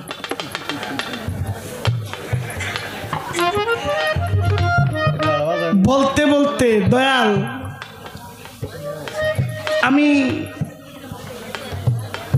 অভিযোগ না, জানার বাসনা। আমার রাসূল বলছেন আমার সাহাবারা যত যাই করুক আমার সাহাবা নিয়ে সমালোচনা করা নিষেধ, ঠিক নেই? আপনি যে স্বার্থন্বেষী সাহাবা বলছেন, সাহাবারা অনেক ঊর্ধ্বে, নবীর সাহাবারা অনেক, তারা নবীকে দেখেছে, তারা নবীর সাথে ছিল। নবীর সমসাময়িক সময়ে সাহাবারা, তারপরে এটাকে কি বলে, খোলাফায়ে রাশিদিন, তারপরে শহীদিন, সিদ্দিকিন, সলফে সালিহিন, আম্বিয়া কেরাম, আউলিয়া কেরাম, আইমে মুস্তাইন আছে না ধাপে ধাপে। তারপরে যুগের ইমাম, যুগের ইমাম ছিল। নবুয়তের পরে আসছে খেলাফত, খেলাফতের পরে আসছে ইমামত, ইমামতের পরে আসছে বেলায়ত। নবুয়তের পরে খেলাফত ছিল কে? 4 খলিফা। কয় খলিফা? 4 খলিফা। খেলাফতের পরে আসছে ইমামত, যুগের 4 ইমাম, ইমাম মাযহাবের 4 ইমামের, ইমাম মালিক, ইমাম হাম্বল, ইমাম শাফি, ইমাম আবু হানিফা, ইমামে আজম, আমরা যে অনুসারী। ইমামের পরে আসছেন বেলায়ত, পীর ওলিয়া উলিয়া। আপনি বলছেন কোরআন ছাড়া হাদিস মানার কোনো দরকার নাই, অথচ আপনি যদি এইভাবে বলতেন, আমি ব্যক্তি মানিক দেওয়ানকে বলছি, আমার গুরুকে না। আমার গুরুর কোনো ভুল, আমার গুরুর কোনো ভুল আছে? ভুল নেই। এখন যেটা বলছি, আমার ওই যে ভাই মানিক দেওয়ানকে বলছি, পৃথিবীতে হাদিস ছাড়া কোরআনের ব্যাখ্যা কেউ দিতে পারে নাই, পারবেও না। পারবে? আরবি কোরআন, যালিকাল কিতাবুল লা রাইবা ফি হুদাল লিল মুত্তাকিন আল্লাযীনা ইউমিনুনা বিল গায়বি ওয়া ইউকিমুনাস সালাতা ওয়া মিম্মা রাযাকনাহুম ইউনফিকুন। এই পড়তে পড়তে যান আপনি। যদি হাদিস থেকে ব্যাখ্যা ইমামরা না দেয়, এই কোরআনটা বোঝার ক্ষমতা কার আছে? আপনি এইটা বলতে পারেন, জাল হাদিস ত্যাগ করতে হবে, সহি হাদিস মানতে হবে। কিন্তু আপনি হাদিসটাকে একটা সাইড করে দিতেছেন, এইটা কেমন হইল না? আমি জানি না কেন বলছেন। ইমাম বুখারী, তিরমিজি, ইমাম ইবনে নাসাই, আবু দাউদ শরীফ, সিয়াসিত্তা, এই হাদিসগুলো বাদ দেওয়ার কোনো সুযোগ আছে? এই হাদিস বাদ দেওয়া যাবে? নামাজের মধ্যে ফজরের 2 রাকাত, জোহরের 4 রাকাত, আসরের 3 রাকাত, আসরের 4 রাকাত, মাগরিবের 3 রাকাত, এশার 4 রাকাত, কিছু কিছু নামাজগুলো কোরআনের মধ্যে নাই, এগুলো নবীজির হাদিসে আছে, আছে না? তাহলে নবীর হাদিস মানতে হবে না? এই হাদিসটা আপনি যে সাইড করে দিচ্ছেন, এভাবে বলা যায়, আধার না হবে যদি কি হবে আলোয়, প্রেমের কি স্বাদ আছে? জাল হাদিস না থাকলে সহি হাদিসের মর্ম বোঝা যায়? এটা আপনি একটু ভাঙবেন। হাদিস ভাঙবো কি, নাকি হাদিসটা বাদ দিব? যদি হাদিস বাদ দেই, তাহলে কোরআনের ব্যাখ্যা করার কোনো ক্ষমতা বর্তমানে কারো নাই। এটা আপনি একটু পেজ ভাঙবেন। আরেকটি কথা বলছেন, মুমিনের কাল্ব আল্লাহ থাকেন। দয়াল, আমার নবী কিন্তু মুমিন না। আমার নবীকে যদি মুমিন কর কেউ, এটা হইল? আমার আমরা মুমিন হইতে পারি কর্মের কারণে কমিনও হইতে পারি। আমার নবী হইলেন মুমিন বান্দার কালবের যে তাজল্লি, এই তাজল্লিটা হইল আমার নবী। যেটা পাইলে মুমিন মুমিন হয় এটা আমার নবী। ঠিক না? যেটা এটা রিপিট করার দরকার নাই। যদি মুমিনের কালবে আল্লাহর ঘর হয় তাহলে আমার নবীর কালব, আমার শানে মুস্তফা, উনি যদি মুমিন না হয় একটা পর্যায়ে গিয়া আল্লাহর কাছে তিনি আশেক, আল্লাহ হইল মাশেক। তাহলে আশেকের কাছে আল্লাহ আছে না?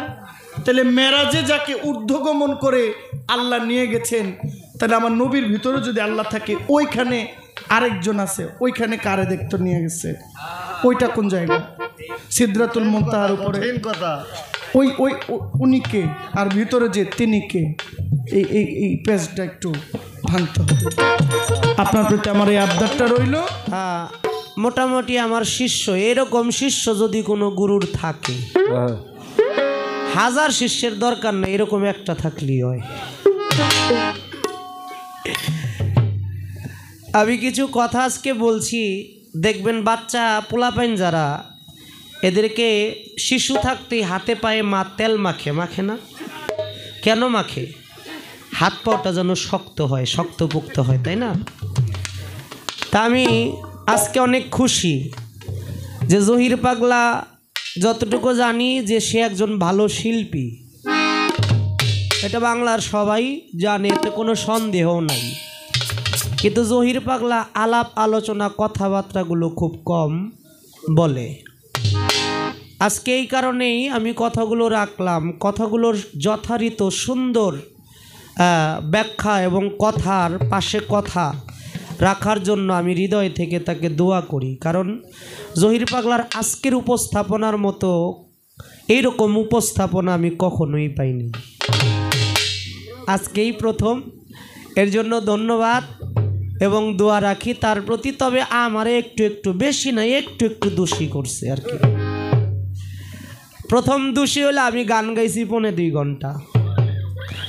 আসলে আপনারা যারা ঘড়ি দেখছেন তারা অবশ্যই খেয়াল করছেন আমি কখন উঠেছি, কখন বসেছি। হয়তো 1 ঘন্টার একটু বেশি হবে। কেন? এইটাও হয়তো না, আমাদের মাঝখানে গান চলাকালীন পাগলমণি সাহেব চলে আসছিল, তাই না? এর জন্য তিনি আসাতে আমি আরও একটা গান বেশি ধরেছিলাম, সেখানেও কিছুটা সময় গেছে। তো যাই হোক, পিসের বিষয়গুলো নিয়ে বলতে গেলে অনেকটা সময়। আমি কিছু কথা বলেছিলাম, আমাকে বললে আপনি কি সাহাবীদেরকে অস্বীকার করলেন, তাদেরকে অমান্য করলেন, তাদেরকে ছোট করলেন? যারা রসুলকে একবার দেখেছে, যারা রসুলের সাহাবী ছিলেন, তাদেরকে নিয়ে কোনো মন্তব্য করার ব্যবস্থা নাই। এখন বিষয়টা হচ্ছে, আপনারা যারা শুনলেন, ইউটিউবগুলো সাক্ষী আছে, এখান থেকে একটা কথাও কাটার কারো সাধ্য নাই, এগুলো রেকর্ড হয়ে গেছে। আমি বলেছিলাম ওই হাদিসগুলো অবশ্যই মানতে হবে। হাদিসকে আমি অমান্য করি না, বলছিলাম কি না? হাদিসকে আমি অমান্য করি না, ওই হাদিসগুলো মানতে হবে যেগুলো সহি হাদিস। এখন আপনার বুঝতে হবে হাদিস কি এবং কোরআনটা কি। কোরআন কে নাজিল করছে? হ্যাঁ, কোরআন আল্লাহ। আর হাদিসটা সংকলন হয়েছে, হাদিস লেখছে। হাদিস হলো সংকলিত, হাদিস লেখা হয়েছে। কোরআনটা আমার আল্লাহ পাঠাইছে, নিজে পাঠাইছে এই মানবের জন্য। এখন নবীরে দেখলে, নবীর সঙ্গ করলে সাহাবা হয়, এটাও কিন্তু ঠিক না। আবু জেহেল আমার নবীরে শত সহস্রবার দেখছে, আবু জেহেল ঈমান আনছে? হ্যাঁ। আবু সুফিয়ান যে আমার নবীর চাচা, আপন চাচা আমির হামজাকে আবু সুফিয়ান এবং আবু সুফিয়ানের স্ত্রী হিন্দা যে যুদ্ধের ময়দানে বুক চিরিয়া কলিজা পর্যন্ত চাবায়া খাইছে এবং তার দেহটাকে 70টা টুকরা করেছে।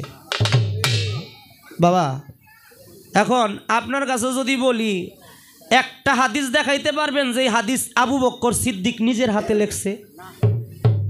একটা হাদিস দেখাইতে পারবেন যে হাদিস হজরত ওমর নিজের হাতে লেখছে? একটা হাদিস দেখাইতে পারবেন যে হাদিস হজরত ওসমান গনি নিজের হাতে লেখছে? একটা হাদিস দেখাইতে পারবেন যে হাদিস মাওলা আলী নিজে লিখেছে? হাদিসটা আসলো কখন? আমার দয়াল নবী চলে পর্দা নেওয়ারও প্রায় 250 বছরও অধিক সময় পরে হলো হাদিসটা সংকলন হয়েছে, এটা লেখা হয়েছে, লিপিবদ্ধ করা হয়েছে। আমি হাদিসকে অমান্য করি না। ইমাম বুখারী তিনি 7 লক্ষ হাদিস সংকলন করলেন, সেখান থেকে তার মনের মতো 23,000 হাদিস তিনি রাখলেন, বাকিগুলো তিনি ফেলে দিলেন। আচ্ছা বাবা, এখন যদি বলি তার এই দায়িত্বটা দিছে কে? এই দায়িত্বটা দিছে কে? এটা আমার ঘরের কথা না, এগুলো বুঝতে হবে। ধর্ম সম্বন্ধে যদি আপনি না জানেন তাহলে আপনি ধর্মের প্রতি বিশ্বাস রাখতে গিয়ে আপনি ধর্ম অন্ধ হয়ে যেতে পারেন। তাই ধর্ম অন্ধ হওয়া যাবে না। ধর্ম কখনো মানুষকে মারামারি শিখায় না, ধর্ম কখনো মানুষকে হিংসা শিখায় না, ধর্ম মানুষকে অহংকারী বানায় না, ধর্ম মানুষকে আল্লাহ আল্লাহ রাসূল ওলিয়া উলিয়াদের কাছ থেকে দূরে সরাইয়া দেয় না। তাহলে আপনাকে ধর্মটা বুঝতে হবে। আমার কথা আপনি যতই রং মাখায়া নেন, হয়তো আপনি কথাগুলো যেগুলো রং মাখানোর দরকার ওগুলোই আপনি গ্রহণ করছেন, যেগুলো গ্রহণ করার দরকার ছিল ওগুলো আপনি গ্রহণ করেন নাই। এটা হলো আপনার দোষ না, হয়তো আপনার গুণ। কিন্তু যে নিজে মুর্শিদ প্রেমে জইলা পুইরা ছাই হইয়া একটা সিগারেট খাইলে মানুষ তৃপ্তি পায়, তদ্রূপ একটা ভক্ত নিজেরে জ্বালাইয়া তার মুর্শিদকে স্বাদ দান করতে হয়। কইরা যেটা পায় এটা হলো কৃপা। আর দয়াল ভক্তি দেখে, প্রেম দেখে, চোখের পানি দেখে, বিনয় দেখে যা দেয় এইটা হলো দয়া। ভক্তিতে কি তাকে পাওয়া যায় যদি সরল স্বভাবটা দিলের মধ্যে না থাকে? অনেক মায়েরা গান শুনতেছে, মেয়েরা কখনো আউলিয়া হতে পারে না, মেয়েরা হয় আম্বিয়া। কিন্তু মেয়েদের মধ্যে 2 জন আউলিয়া পৃথিবীতে ছিলেন। একজন খাজা বাবার কনিষ্ঠ কন্যা, আর একজন ছিলেন তাপসকুল শিরোমণি তাপসী রাবিয়া বসরি। যেমন আমার হাসি পিয়ারি বোন মতিন পিয়ারির নাম শুনলেই শুধু কাঁদতে থাকে বাচ্চাদের মতো। কারণ কি? তার সাথে তার একটা আত্মার যোগাযোগ আছে। অনেক সময় ডাইকা কাছে পাওয়া যায়। বাবা গান গাইতে গাইতে এখন তো আমরা টেকার পাগল হয়ে গেছি। আর আগের শিল্পীরা শুধু গান গাইতো না, তারা গান গাইতো, নিজেরাও সাধক ছিল, ওলিয়া উলিয়া হয়ে গেছে। এই জন্য আমি মানিক একটু আলাদা। যেই রাত্রে আমার মুর্শিদ প্রেমে আমার 2 ফোঁটা চোখের পানি চোখ থেকে না ঝরে, আমার মনে হয় ওই দিনকার গান গাওয়া আমার ঠিক হয় না। এখন রাত্রটা অনেক গভীর হয়েছে ছোট বাবারা।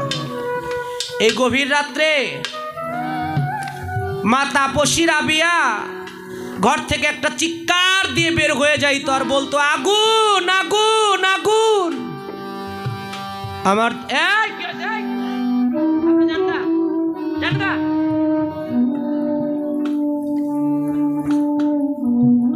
এর জন্যই বলছিলাম ওয়াজ করণীয় পাগল, আমার জহির পাগলও পাগল। আমার পাগল কষ্ট পাইছে। ওয়াজ করণীর জীবনের ত্যাগ তার 100 ভাগের 1 ভাগ আমরা জীবনে করতে পারছি কিনা বাবা জানি না।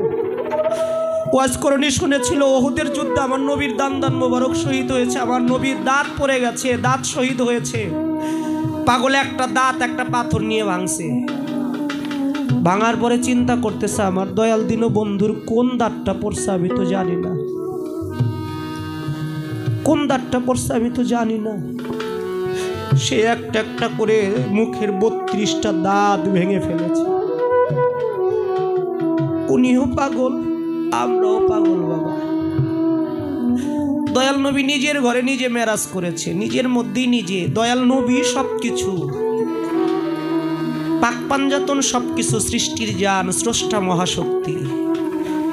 বাবা রাবিয়া বসরি যখন চিৎকার দিয়ে ঘর থেকে বের হয়ে যাইতো, আর এলাকাবাসী, এখন গভীর রাত্র না, সবাই ঘুমায় গেছে, নিঝুম। আচ্ছা একটা ঘুমন্ত মানুষের কানে যদি আগুনের শব্দ যায়, ওই মানুষটার ঘুম থাকে? সবাই কেউ পাত্র কইরা পানি নিয়ে আসতেছে। একজন আর একজনকে জিজ্ঞেস করে, কিরে কার বাড়িতে কোথায় আগুন লাগছে? কে যেন আগুন আগুন করে চিৎকার করলো। তোর বাড়িতে আগুন লাগছে? কয় না। একজন আর একজনকে জিজ্ঞেস করে, দেখে বাতাসের মধ্য থেকে মৃদুভাবে একটা শব্দ ভেসে আসতেছে, কে যেন মেয়ে কণ্ঠে বলতেছে, আগুন আগুন আগুন। ও গ্রামবাসী, আমার দীনবন্ধু প্রেমের আগুন লাইগা আমার ভিতরটা ছাই হয়ে যাইতেছে, তোমরা একটু আমার আগুনটা কেউ নিভাইয়া দিবা। গ্রামবাসী দেখে একটা পাগলি, বলতেছে, কিরে এরকম মাঝে মাঝে রাত্রিবেলা আমাদের ঘুম ভাঙাস, আজকে দেখায় দিতে হবে কোথায় কার বাড়িতে আগুন লাগছে। তাপসী রাবিয়া বসরি দুইটা চোখের পানি ছেড়ে দিয়ে বলতেছে, ভাই তোমরা কি ভেবেছো পৃথিবীর কারো বাড়ি ঘরের মধ্যে আগুন লাগছে? না ভাই, পৃথিবীর কারো বাড়ি ঘরের মধ্যে আগুন লাগে নাই, আমার দীনবন্ধুর দেওয়া এই দেহ বাড়িটার মধ্যে আমার আগুন লাগছে। তোমরা এই আগুনটা আমারে নিভাই দিবা। এলাকার মানুষ কয়, পাগলামি ছাগলামি করার জায়গা পাও না। মানুষের বাড়িতে আগুন লাগলে আগুন লাগা ঘর বাড়ি পুইরা ছাই হয়ে যায়, আর তোমার দেহ ভিতরে আগুন লাগছে, তুমি এভাবে দাঁড়ায় কথা বলো। কয়, বিশ্বাস করো ভাই, আমি যে আমার মুর্শিদ প্রেমে ভিতরটা আবার ছাই হয়ে যাইতেছে, আমি যে আগুনের জ্বালা সহ্য করতে পারি না। এলাকাবাসী বলে, আগুনটা দেখাইতে হবে।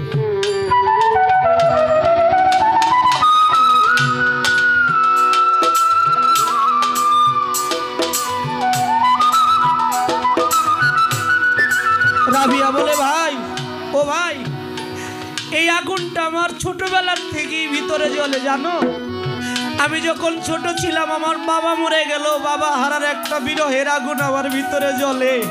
তবু আমি আমার মালিকের কাছে অভিযোগ জানাই নাই, কারণ যার সম্পদ সে নিয়ে গেছে।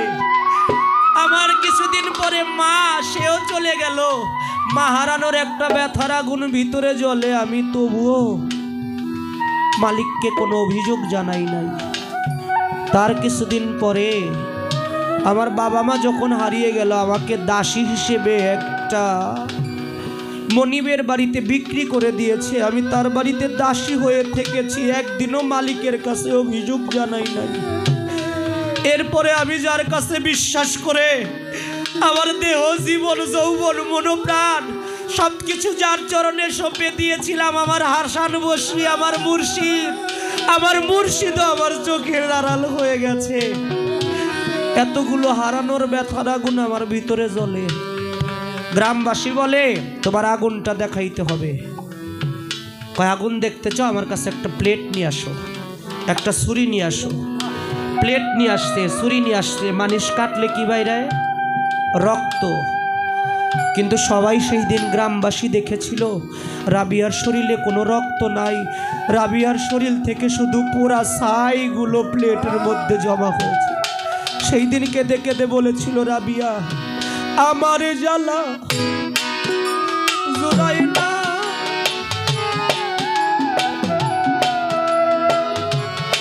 সালাউদ্দিন ভাই আমার জ্বালা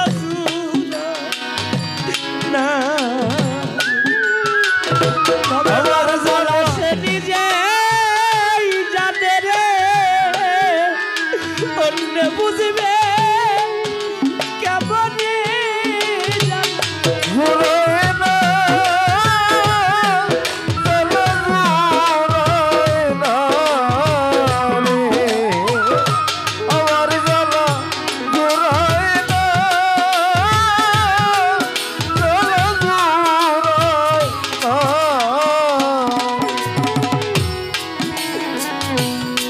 আমি কোথায় গেলে বাবা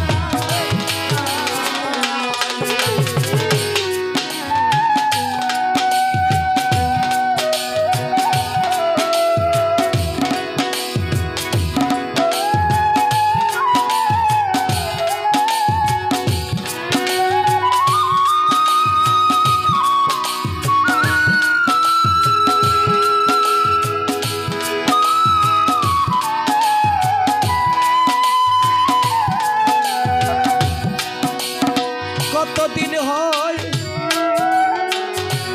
দেখি না রে,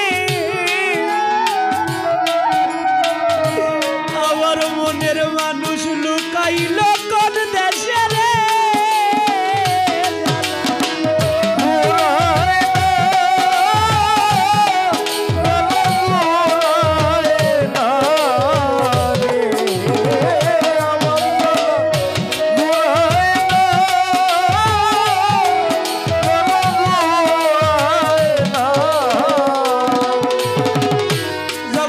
পাগল একটা বাবা থাকলে তারে বাবা ডাইকা শান্তি পাওয়া যায়। পাগল একটা মা থাকিলেও মা ডাইকা শান্তি লাগে কলি যায়। আমার নাই রে পিতা নাই রে মাতা, নাই রে পিতা নাই রে মাতা, কে বুঝিবে মনের ব্যথা। নাই রে পিতা নাই রে মাতা, ওরা কেউ বুঝিবে মনের ব্যথা। নাই রে মাতা নাই রে পিতা, জননী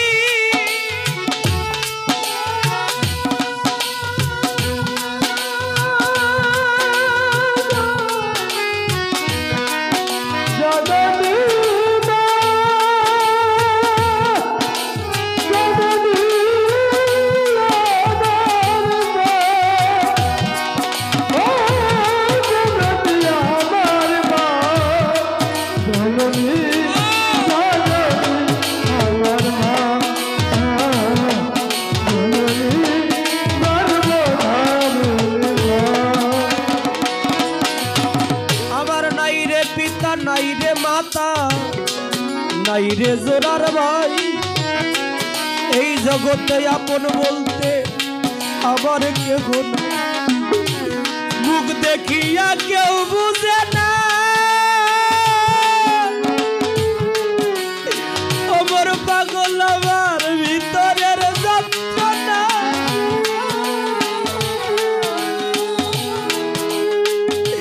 কোথায় গেলে পাবো তারে, ওই ঠিকানা কেউ দিল না। ভাই সে জানে ভাইয়ের জ্বালা, ভাই সে জানে ভাইয়ের জ্বালা, ভাই সে জানে ভাইয়ের জ্বালা। যার মরছে জোরার ভাই, ভাই সঙ্গেতে ইমাম হোসাইন কারবালার মাঠে পানি তো খায় নাই। আপন ভাই মইরা গেলে হয় সম্পদের ভাগী, তরিকার ভাই আছো যারা তোমরা নিদান কালের সাথী ভাবে। ভাই সে জানে ভাইয়ের জ্বালা, ভাই সে জানে ভাইয়ের চাকির ভাই আমার তরিকার ভাই গলার মালা। ভাই সে জানে ভাইয়ের জ্বালা, ওরা তরিকার ভাই গলার মালা। ভাই সে জানে ভাইয়ের জ্বালা, কোথায় আমার তরিকার ভাই একবার আয় রে বুকে আয়। তোরে বুকে লইলে দুইজনের মাঝে আমার মুর্শিদের চেহারাটা সামনে পইরা যায়। আয় রে ভাই সঙ্গ করি, আয় রে ভাই সঙ্গ করি, আমার দয়ালের সাথে মেরাজ করি। আয় রে ভাই সঙ্গ, ওরা দয়ালের সাথে মেরাজ করি। আয় রে ভাই সঙ্গ করি,